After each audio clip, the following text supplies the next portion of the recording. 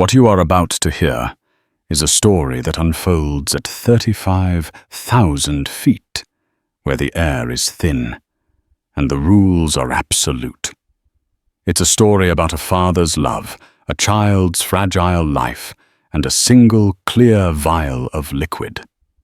On Omni Air Flight 417 from New York to San Francisco, one flight attendant, Susan Reynolds, made a decision based on protocol and prejudice. She took that vial from a 7-year-old black boy named Leo and threw it in the trash. But what she didn't know was that she hadn't just thrown away medication. She had thrown away a miracle. And in the moments that followed, Leo's father, David, would say one sentence, just one sentence, so powerful, so precise that it would force the pilot to ground a Boeing 707 mid-flight, unleashing a storm of karma that would unravel her life piece by painful piece. The low, omnipresent hum of the Boeing 707's twin engines was a sound David Washington had come to associate with a specific brand of anxiety. It was the sound of being suspended between two worlds, the world of hope they were flying toward, and the world of constant vigilance they could never leave behind. Beside him, his 7-year-old son Leo was engrossed in a world of his own. His brow furrowed in concentration as his crayon sketched a blue superhero with wings across the pages of his drawing pad. Leo was a miracle of quiet resilience.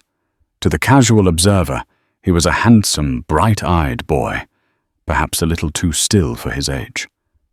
But David saw the subtle tremors in his hands, that he tried to hide the occasional vacant stare that lasted a second too long, the carefully constructed fortress of routines they had built around him to keep the monster at bay.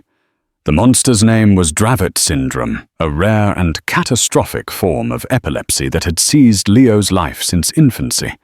It was relentless, resistant to most treatments, and utterly unpredictable. This flight, Omni Air 417 from JFK to San Francisco, was not a vacation. It was a pilgrimage. Leo had been accepted into a highly exclusive clinical trial at a leading neurological institute in California. It was their last best hope. For 6 months, they had fought for this spot, navigated mountains of paperwork, and endured countless tests.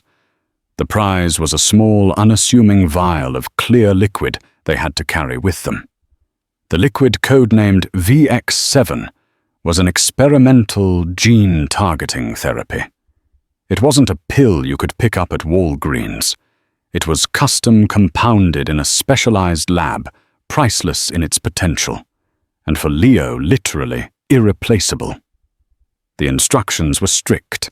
It had to be kept at a stable temperature in the insulated pouch David carried, and a dose was administered orally every 4 hours on the dot. They were flying through a dosage window. At precisely 2:00 p.m. Pacific time, Leo needed his medicine. David checked his watch. 1:15 p.m. Pacific. 45 minutes to go. He glanced at the insulated black pouch tucked into the seat pocket in front of him. Inside lay the vial nestled in a cooling pack. It was unmarked per the clinical trial's double-blind protocol. To anyone else, it was just a strange container of liquid. To David, it was the future. The cabin crew moved with practiced efficiency. Among them was a flight attendant named Susan Reynolds. Susan was a woman in her late 40s with a career spanning 2 decades. She prided herself on her professionalism, which she often confused with rigidity. To her, an airplane was not a community. It was a tightly controlled environment, where rules were the only thing preventing chaos at 35,000 feet. She saw passengers not as people with stories, but as variables to be managed. Her eyes sharp and quick scanned the rows. She noticed the child's drawing, the father's watchful gaze, and the unusual black pouch in the seat pocket. Her internal checklist, honed by years of security briefings and post-9/11 paranoia, flagged it. Unusual item. not a standard electronic device, not a book. She filed it away, her expression a mask of neutral service. David, sensing a pair of eyes on them, looked up and met her gaze. He offered a small, polite smile. Susan's lips tightened into a line that was meant to be a reciprocating smile, but failed, and she moved on with the drinks cart. David felt a prickle of unease. It was a feeling he was all too familiar with, the subtle shift in atmosphere, the guarded looks, the unspoken judgments that often followed him and his son. As a black man, a single father to a child with a complex medical need, he had learned to navigate a world that was not always built for them. He had learned to be calm, articulate, and prepared. He had Leo's entire medical history letters from his doctors and contact information for the clinical trial PIs stored on his phone and printed in his carry-on. He was always prepared. He leaned over to Leo. "How's Captain Velocity doing, buddy?" Leo pointed a blue crayon at the drawing. "He's flying to save the world, Daddy." "Yeah, he is," David said, his voice thick with an emotion he quickly swallowed. "Just like you, champ. Just like you." As the flight progressed, Susan's attention kept returning to row 22, seats A and B. Her mind a repository of regulations circled the black pouch. Liquids, aerosols, gels, 3.4 ounces or 100 milliliters. Must be in a clear zip-top bag. This was different. It was undeclared. It was an anomaly, and Susan Reynolds did not tolerate anomalies. Her own life had been shattered by an anomaly. Years ago, her younger brother, a bright college student, had died at a party. He had ingested a liquid from a small, unmarked vial, something his friends thought was a harmless party drug. It was, in fact, a lethal dose of a synthetic opioid. The tragedy had hollowed out a part of her, replacing it with a brittle certainty that rules were all that stood between order and oblivion, and that unlabeled substances were death in waiting. This certainty had calcified over the years, layered with unconscious biases she would never admit to having. At 1:45 p.m., 15 minutes before Leo's scheduled dose, she decided to act. She approached their row, her smile as thin and taut as a wire. "Sir," she began, her voice crisp and authoritative, addressing David. "I'm going to need to see what's in that black pouch in the seat pocket." David's entire body went on alert, but his face remained calm. "Of course," he said, reaching for it. "It's my son's medical—" "Please just hand me the pouch, sir." Susan interrupted, her hand outstretched. She wasn't asking. She was instructing. David's calm began to fray at the edges. "I'm happy to show you. This is essential time-sensitive medication for my son. He has a severe neurological condition." He unzipped the pouch to reveal the small, clear vial. Susan's eyes narrowed. No prescription label, no pharmacy branding, just a clear tube of clear liquid. It was exactly what her nightmares were made of. "Sir, I can't have this on the aircraft," she said, her voice dropping, taking on a conspiratorial tone, as if she were catching him in a serious breach of federal law. "All liquids must be declared and adhere to TSA guidelines." "They were," David said, his voice firm but even. "We went through security with this. I have all the documentation from his doctors and the research institute." He started to reach for his phone. "I don't care about documentation, sir." Susan snapped, her patience gone. The sight of the vial had triggered something deep and fearful in her. "This is an unidentifiable liquid in an unmarked container. It is a security risk. It is against regulations." Other passengers were starting to notice their conversations lulling.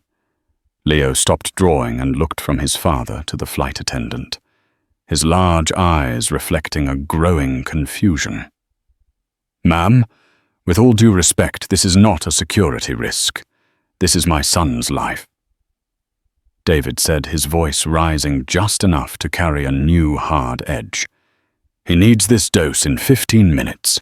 This is not negotiable." For Susan, the words "not negotiable" were a red flag. It sounded like a threat. In her mind, shaped by her own trauma and a rigid adherence to her job, David was no longer a concerned father. He was a non-compliant passenger.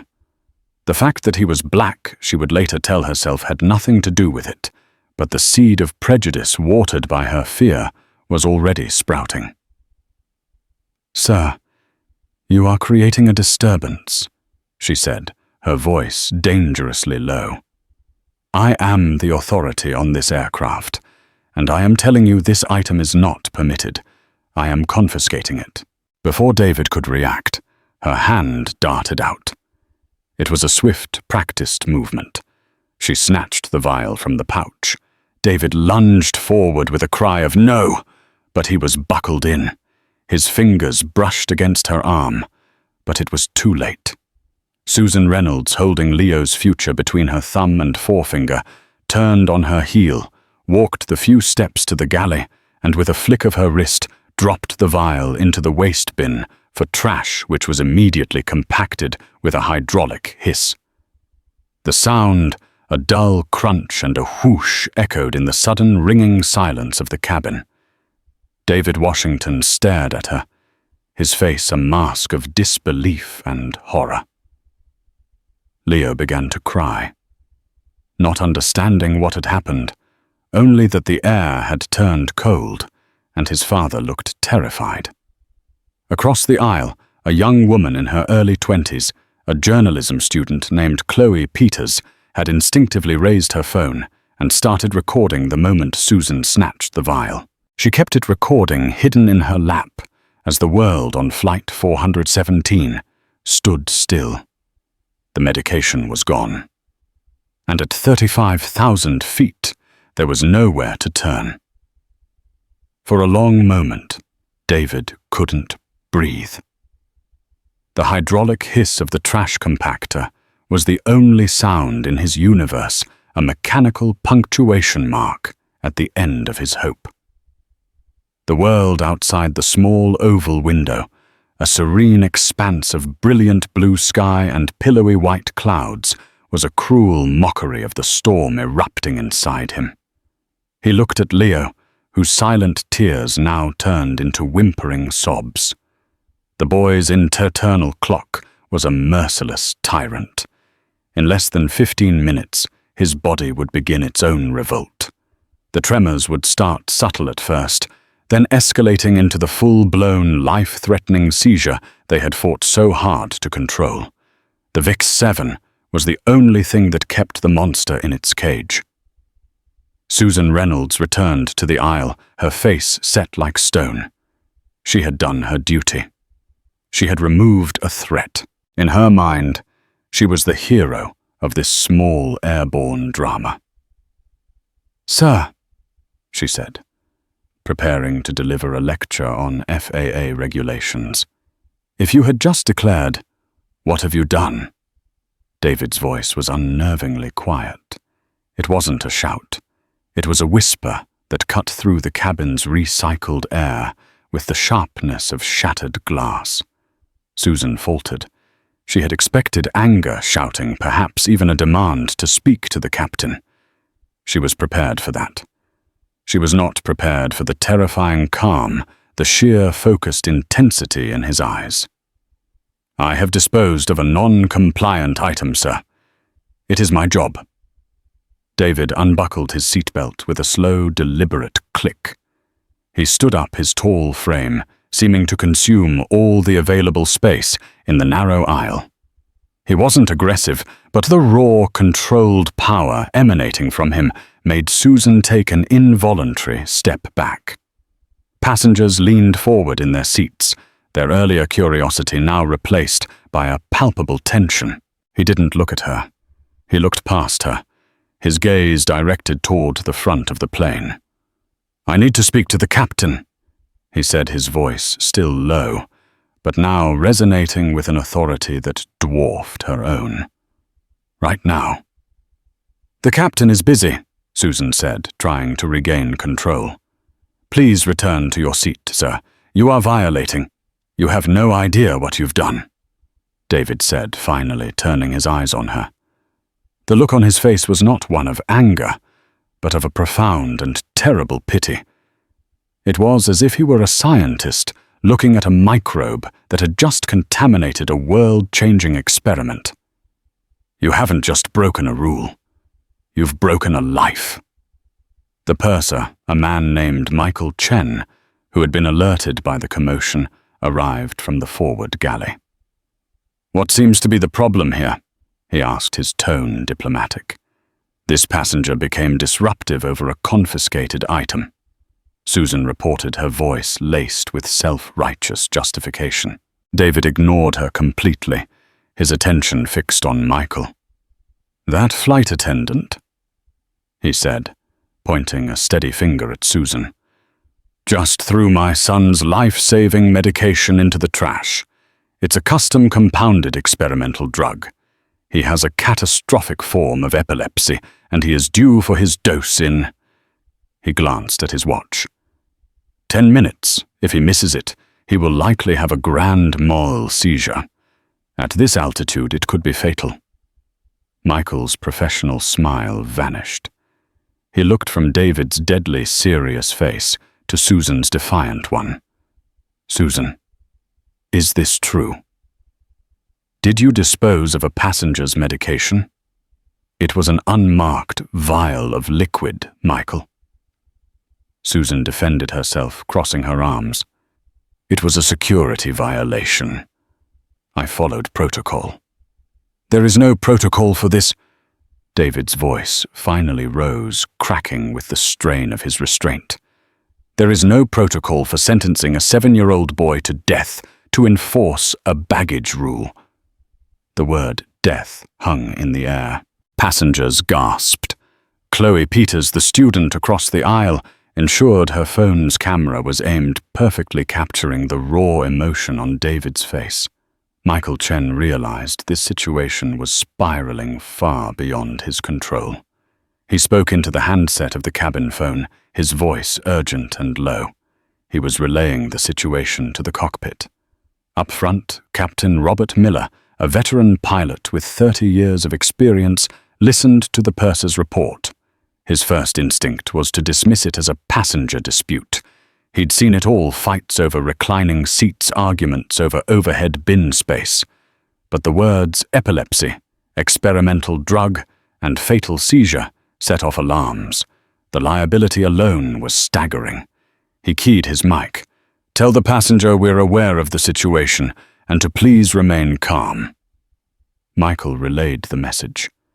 David shook his head, a look of grim finality on his face. He knew that remaining calm was a platitude, a way to stall. They didn't understand. They thought this was a problem that could be managed, a complaint that could be soothed with airline miles and an apology. They didn't grasp the biological countdown happening in his son's cells. He had one card left to play. He knew the clinical trials protocol. He knew the legal framework surrounding it, and he knew the exact words that would turn a passenger complaint into a multi-million-dollar emergency that no corporation could ignore. He looked Michael Chen directly in the eye, his voice dropping back to that chilling, precise calm. He said the sentence that would change everything. "My son Leo Washington is a participant in the Viridian Pharmaceuticals Phase 3 clinical trial for VX7. You have just destroyed an experimental, irreplaceable dose. You have endangered his life and compromised a multi-million-dollar medical study." The sentence landed in the cabin like a stun grenade.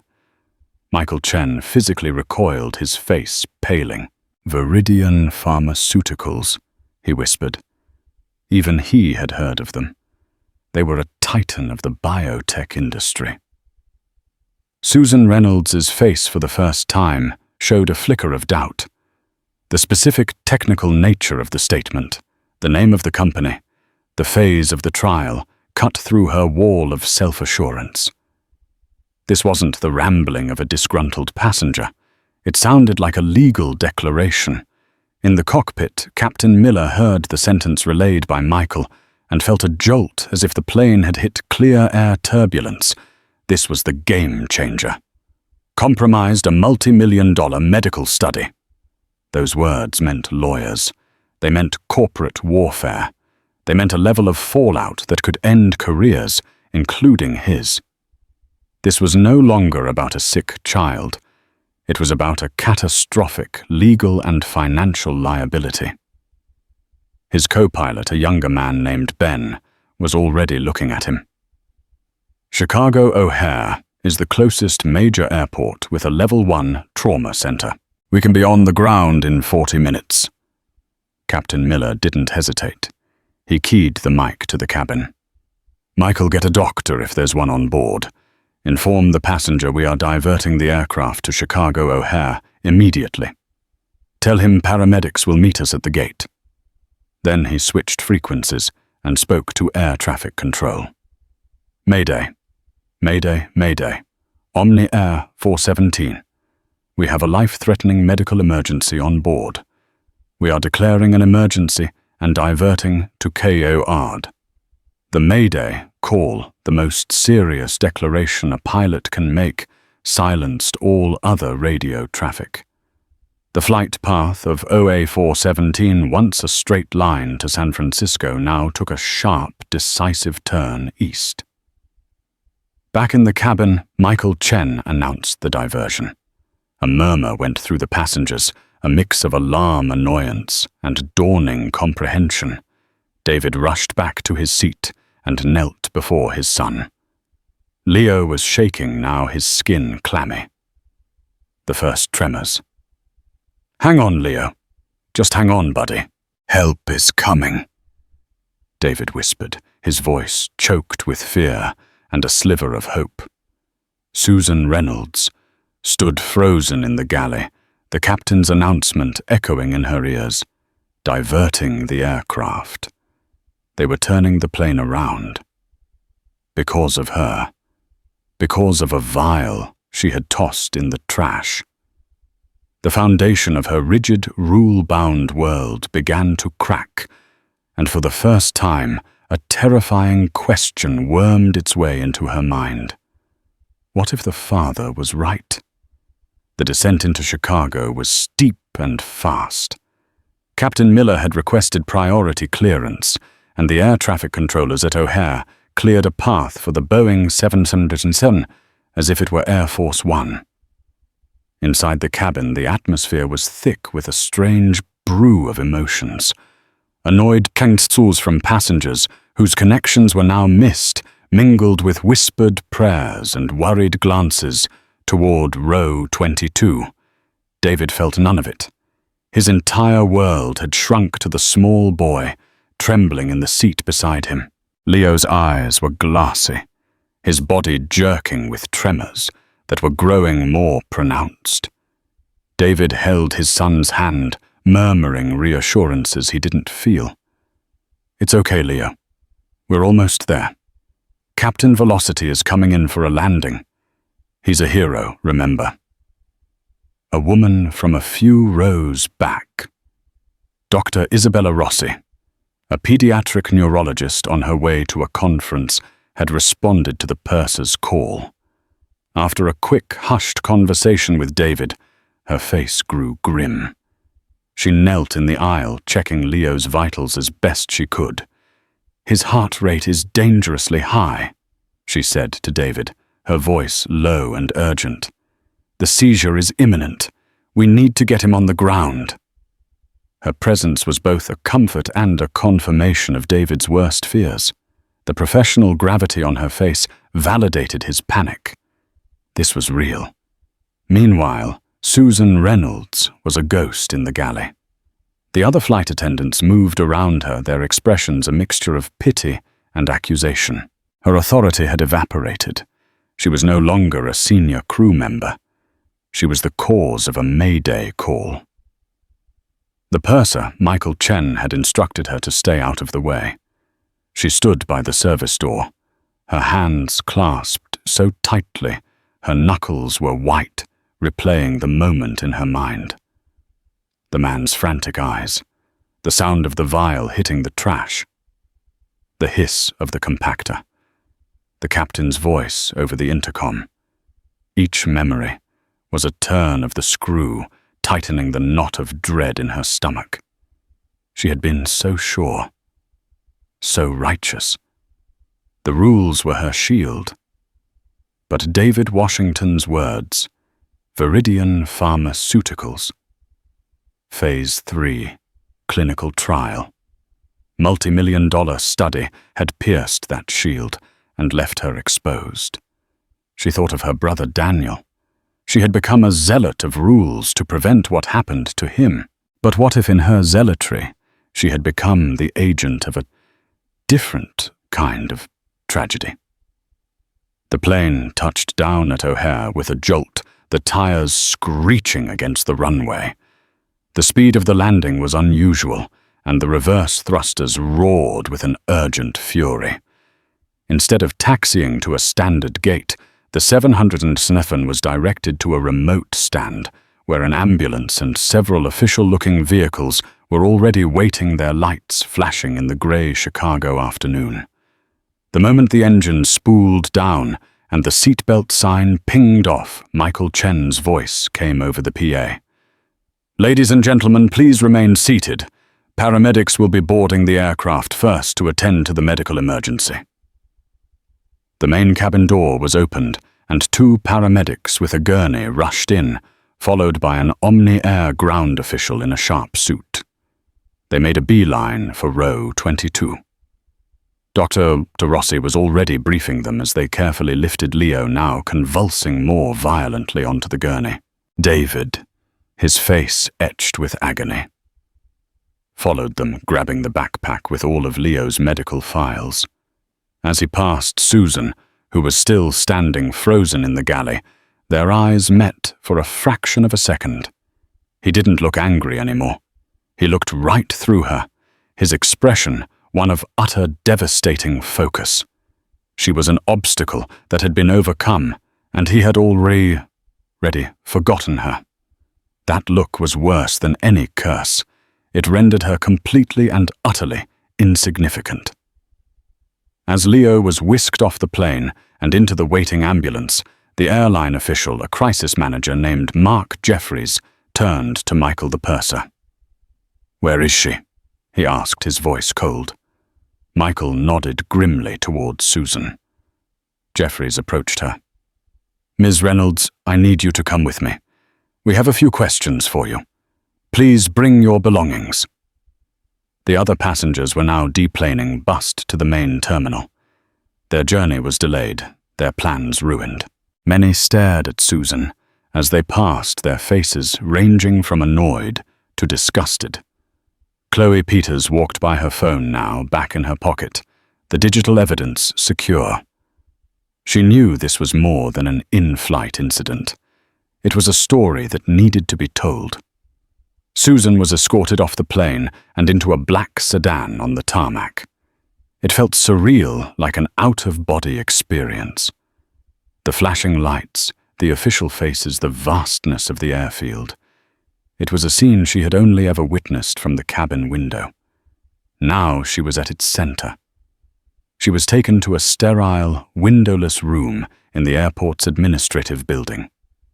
Mark Jeffries from Omni Air was there, along with a stern-faced woman who introduced herself as a lawyer from the airline's corporate office. The questioning began immediately. "Ms. Reynolds, can you please walk us through the events that led to you confiscating and disposing of the passenger's property?" the lawyer, Ms. Davenport, asked. Susan began to explain, her voice trembling. She fell back on her training, her justification.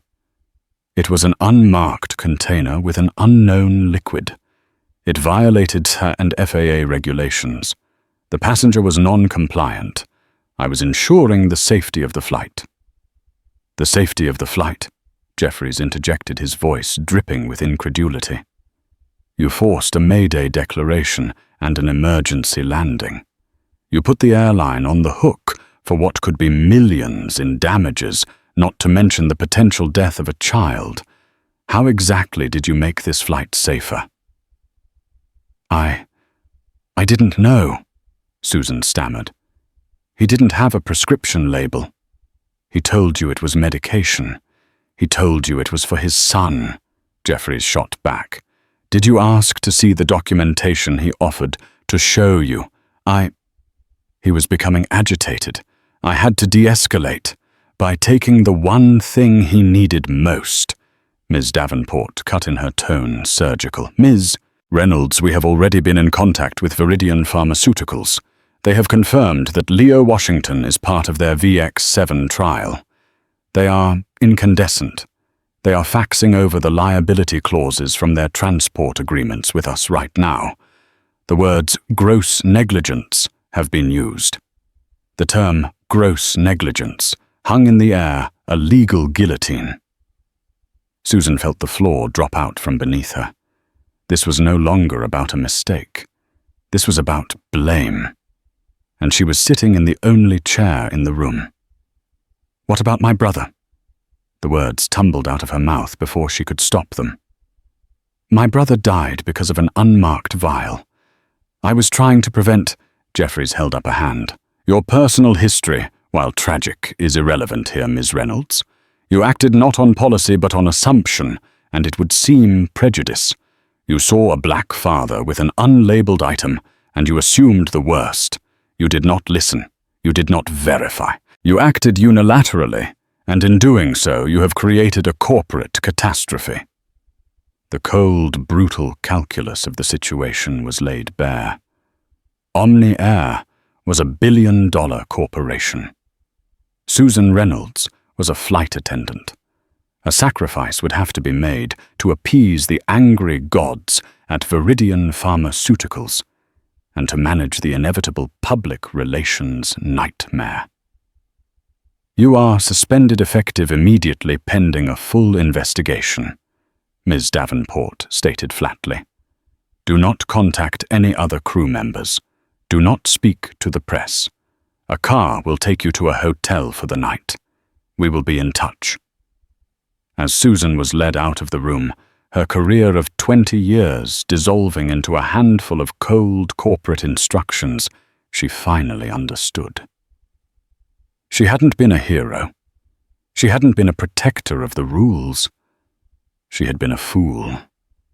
And her judgment day was only just beginning. While Susan Reynolds was being systematically dismantled by Omniair's legal team, David Washington was living a nightmare in the emergency room of Chicago Memorial Hospital.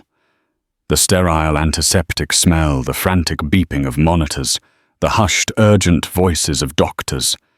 It was a symphony of terror he knew all too well. Leo was in a private room surrounded by a medical team. Dr. Rossi, the neurologist from the plane, had used her credentials to fast-track his admission and had been on the phone with Leo's doctors in San Francisco explaining the situation.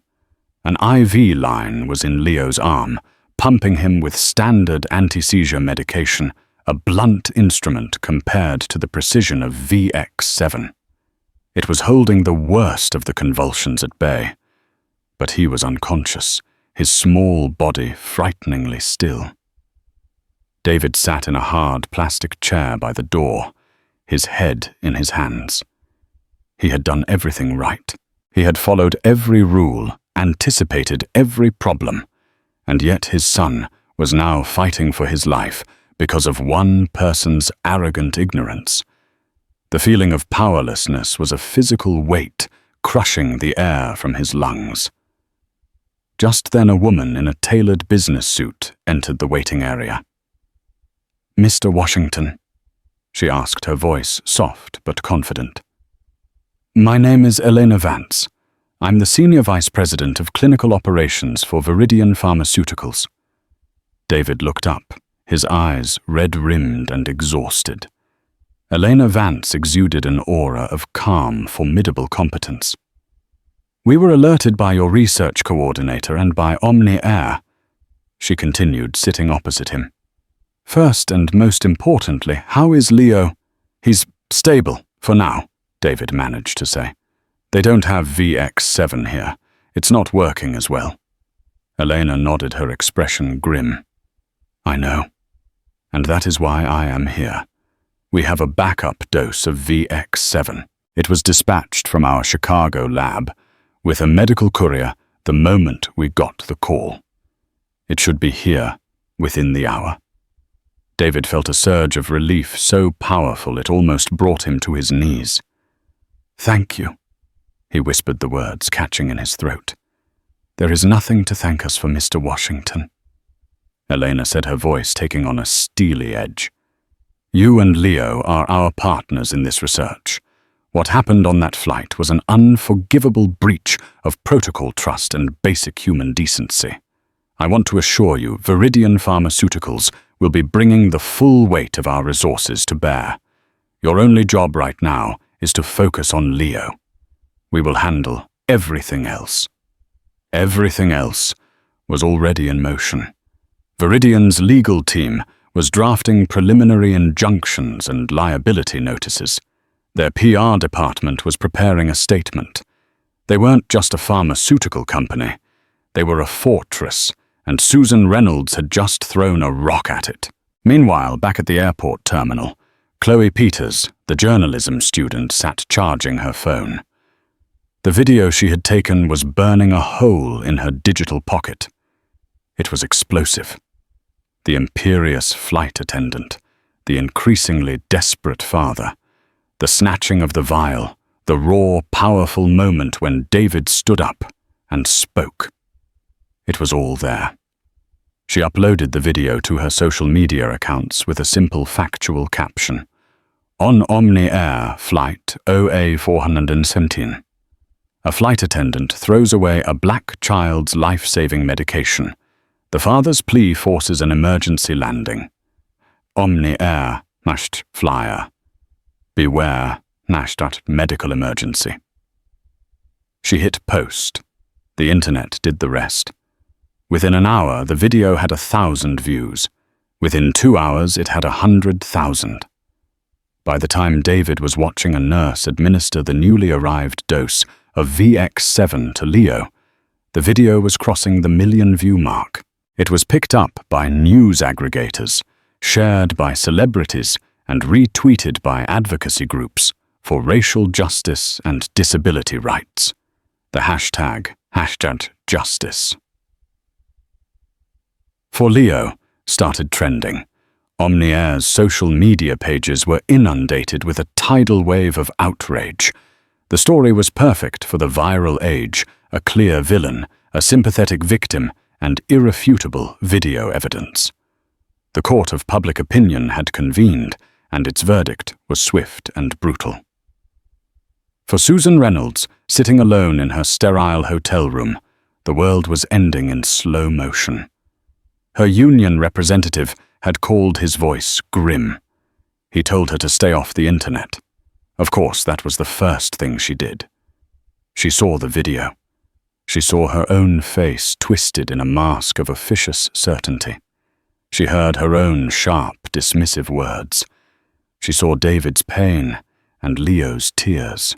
Stripped of her own internal monologue of her justifications about her brother and her fear of unlabeled liquids, her actions were laid bare for what they were: cruel, prejudiced, and catastrophic.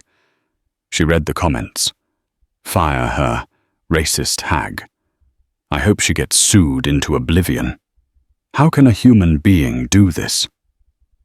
Then she saw the news articles. Omni Air flight attendant in hot water after disposing of child's cancer medication. They got the illness wrong, but the sentiment was the same. Viral video shows appalling treatment of black father and son on Omni Air flight.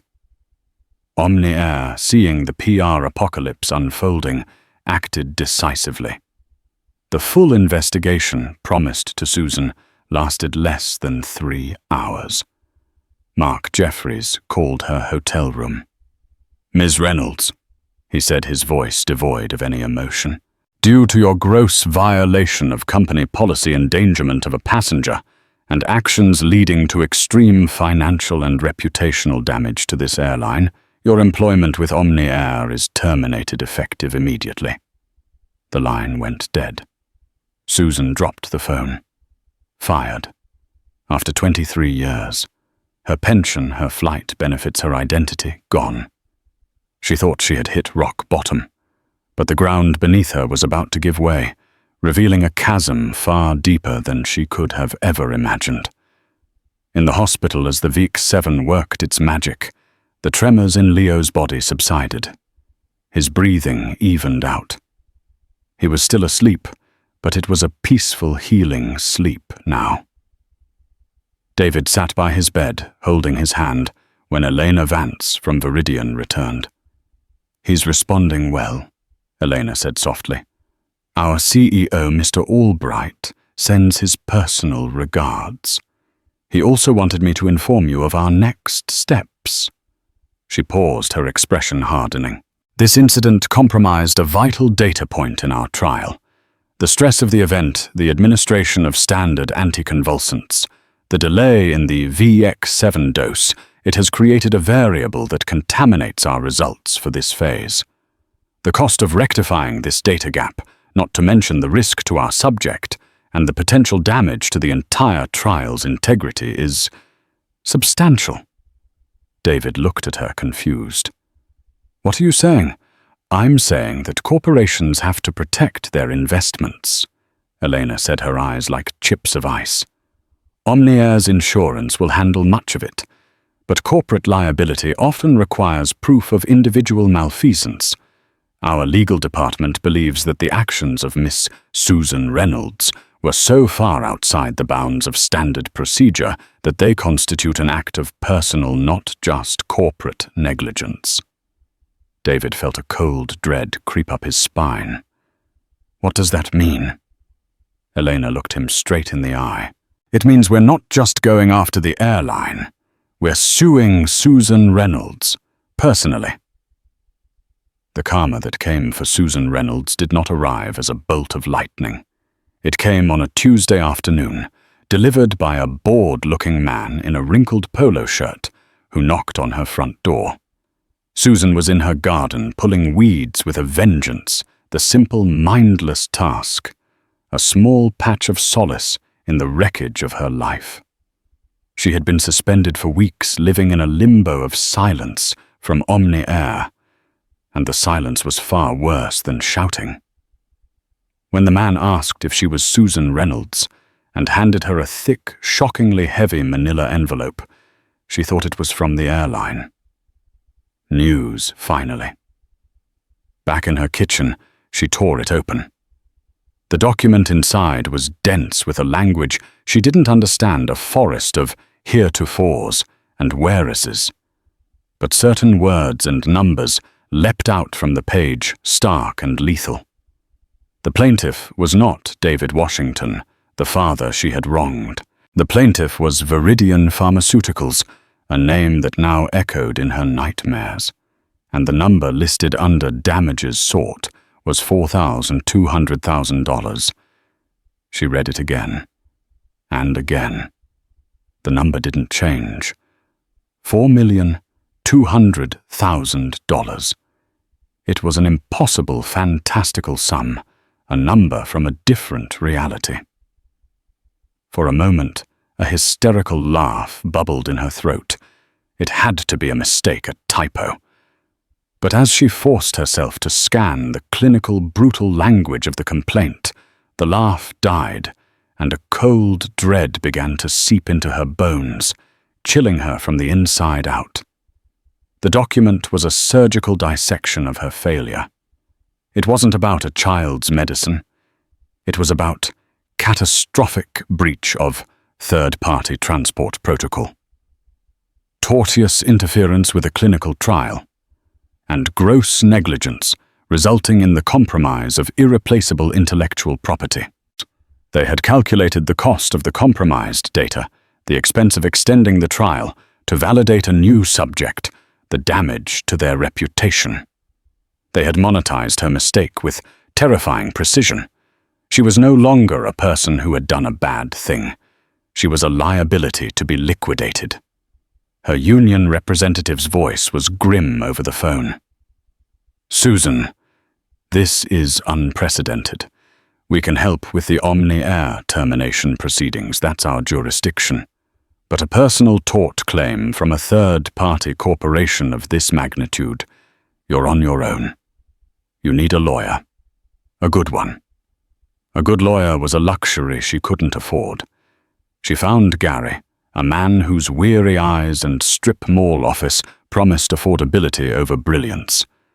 He spread the Viridian complaint across his particle board desk like a patient's fatal X-ray. He whistled a low, mournful sound that seemed to suck the hope from the room. "Susan, I'll be honest with you," he said, pushing his glasses up his nose. "This is a slap suit, essentially. Strategic lawsuit against public participation, though. In your case, it's against private action. The point isn't to win. The point is to fight." He saw her confusion and leaned forward. "Think of it this way. They don't expect to get $4 million from you. They've run your financials. They know you don't have it." "Then why?"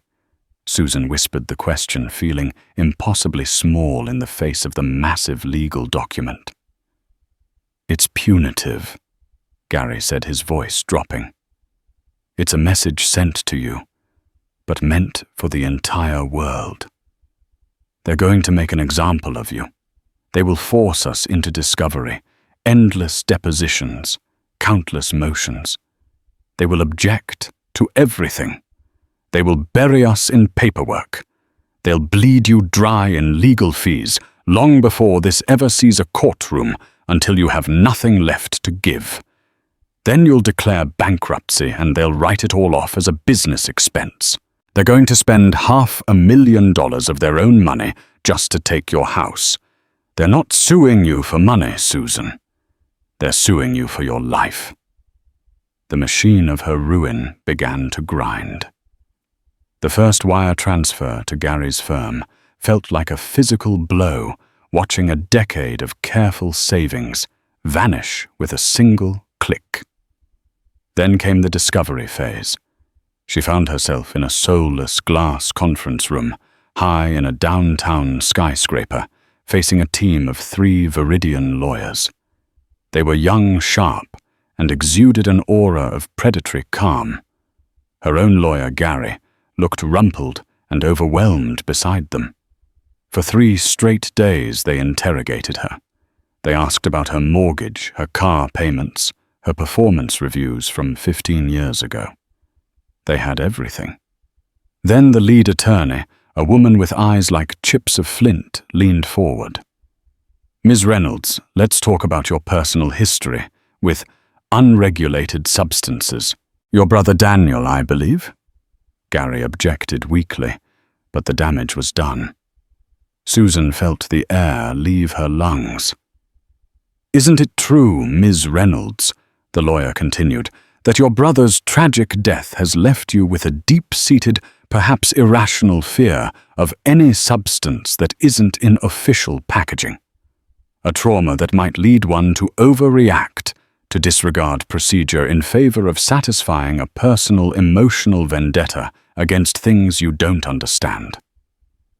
They were taking her deepest pain, the grief that had shaped her adult life, and twisting it into a character flaw, a professional liability. She tried to answer, to explain, but her words caught in her throat. She looked at their impassive faces and saw no humanity, only strategy. She was not a person in this room. She was a problem to be solved. The social fabric of her life disintegrated. Friends, mostly colleagues from Omni Air, stopped calling. One purser named Mariah she'd flown with for years tried to talk to her. "Susan, I saw the video," she said, her voice laced with a pity that felt like acid.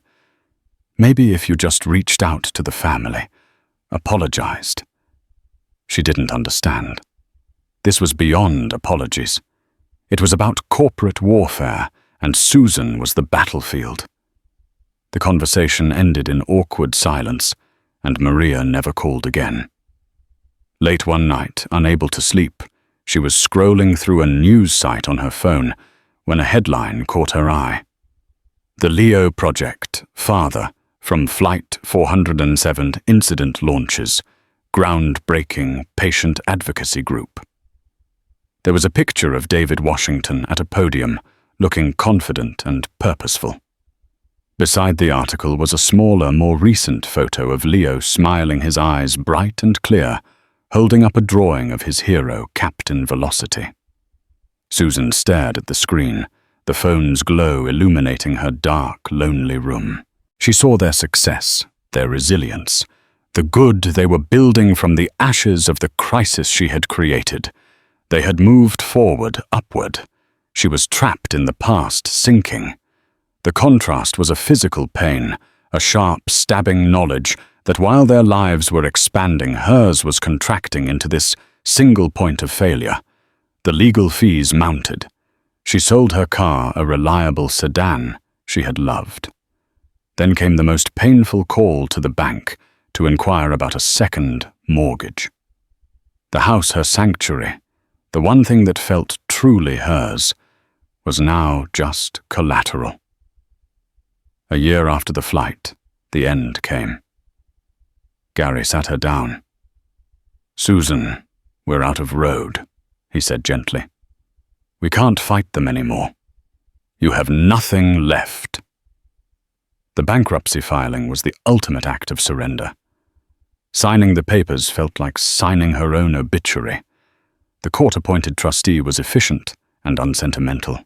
Her house was sold to cover the mountain of debt, most of which was owed to Gary's firm.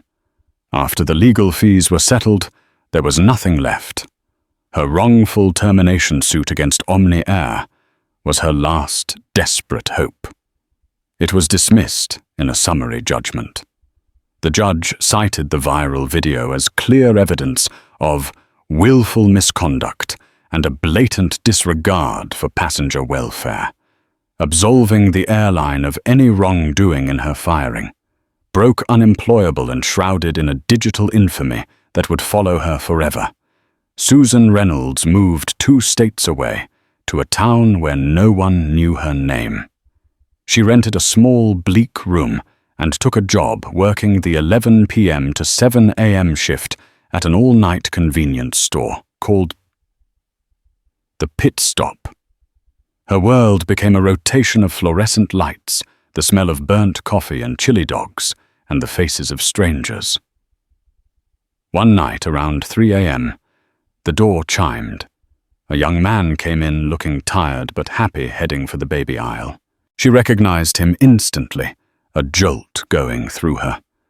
It was Ben Captain Miller's co-pilot from Flight 417.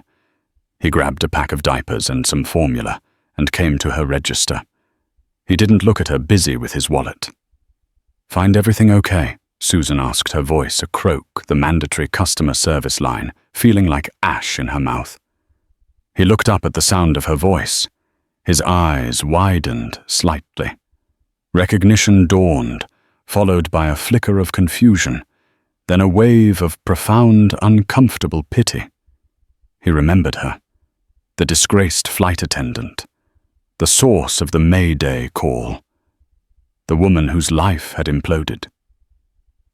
"Susan," he asked, his voice barely a whisper.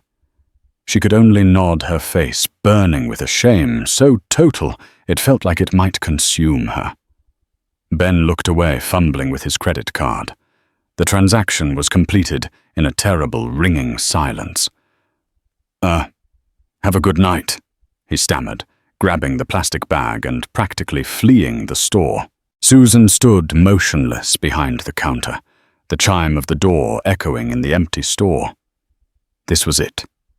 This was the bottom. She wasn't just a failure or a cautionary tale anymore. She was a ghost, haunting the ruins of her own life, a life she had single-handedly, meticulously, and irrevocably destroyed. The karma hadn't been a sudden storm. It had been a slow, grinding demolition, and she was finally standing in the rubble. The story of Flight 417 is more than just a viral moment. It's a stark reminder of how quickly a life can be shattered and how another can be rebuilt by a single, thoughtless act. Susan Reynolds, blinded by a Sussex mix of personal trauma and prejudice, lost everything. Not in a dramatic courtroom showdown, but in the slow, grinding machinery of consequence she set into motion herself. Her fate serves as a powerful cautionary tale about accountability and the real-world impact of rules applied without empathy. On the other side of this, David and Leo Washington didn't just survive, they thrived. David transformed his family's trauma into a force for good, creating the Leo Project to help countless others navigate their own difficult journeys. Leo, thanks to the medicine that was almost denied him, is now a healthy, vibrant boy, a living testament to his father's unwavering love and the power of medical innovation. This story shows that karma isn't always a lightning bolt from the sky. Sometimes it's a slow, steady current that pulls you exactly to the destination you've earned. If this story moved you, please hit that like button and share it with others.